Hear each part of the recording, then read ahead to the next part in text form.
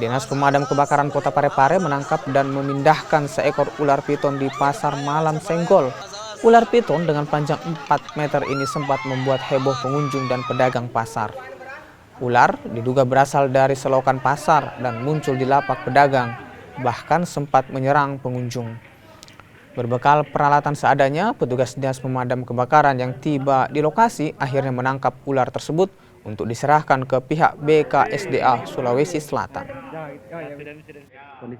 Kondisi warga pada saat itu semuanya sempat panik. Panik ya? Sebagian stand pedagang di situ tadi panik, membuat suasana tadi di situ sempat ramai.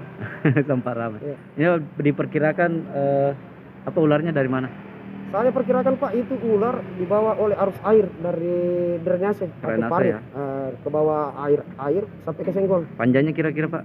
Kurang lebih 4 meter Pak. 4 meter. Ular sawah. Nanti mau diapakan Pak? Kalau ini ular kita kasih sama bagian penangkaran.